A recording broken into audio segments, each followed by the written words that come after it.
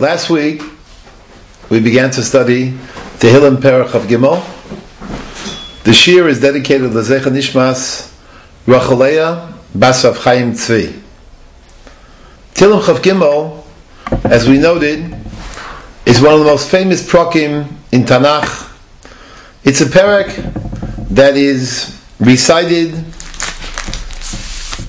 according to Kimat everyone at Shal Shudis on Shabbos, by the third meal, by the Suda Shlishis. People generally tend to sing it at some length. And there are many, many beautiful nigunim associated with Mizmor David, Hashem Roi Lo Echsar. There are those as well who recite it in the Kiddush on Shabbos morning before Shacharis, and the Mizmor is recited by Svardim as a Mizmor of Kaddish Yasam in the Tefillah of Ma'ariv of Leil Shabbos. And some even say it before the Kiddush on Friday night. So we have a Mizmor that in reality is really associated very much so with the idea of Shabbos.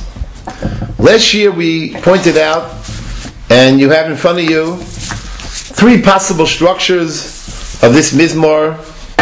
You have one structure which is divided into three. You have Psukim Aleph Beis and Gimel, Mizmor David Hashem Roi Lo Echsar, Binos Deshe Yarbitzeini, Almei Menuchos Yina Aleini. There's a sense of Hashem Yisbarach being my shepherd, and Hashem Yisbarach leading me, similar to the sheep being led by a shepherd. Binos Deshe, there is a sense of a pastoral quiet, a sense of shalva v'sheket, almei menuchos yina aleini. Hashem Yisbarach restores my nefesh. Yancheini b'maglei tzedek leman shemo. It's an absolutely gorgeous introduction.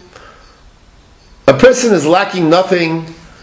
He is under the shmira and hashgacha of Hashem Yisbarach, who is the roeh neman, the shepherd par excellence, and his flock, Klal Yisrael, grazes quietly, peacefully, with a certain degree of rest and menucha. And then, suddenly, in part number 2, or segment 2 of part 1, of schemata 1, Gam ki elech begeit salmoves lo yirara ki ata imadi. Even during the dark moments, the bleak moments, Hashem Yisbarach also accompanies us, and that seems to be the very centerpiece of this Mizmor, and bridges segment 1 with segment 3.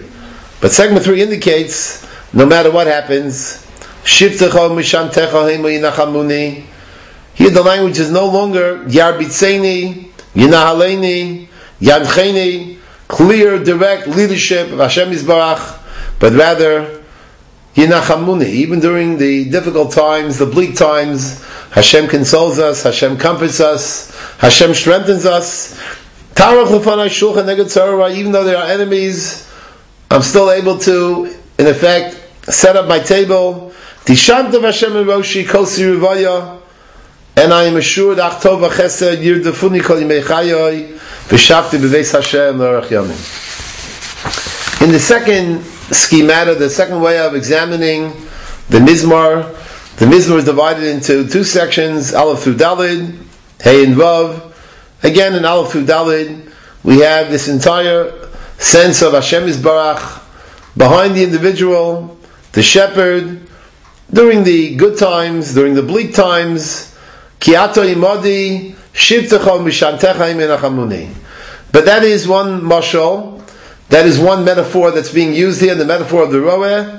And then we have another metaphor of an oreach, of a guest, at a table of a balabayis, and there is a shulchan aruch, there's a table that's set before him, there is a sense of tov and chesed, there's a sense of a person sitting, an oreach, feeling comfortable, in the house of the Ma'areach, Hashem Yisbarach, l'orach yamim.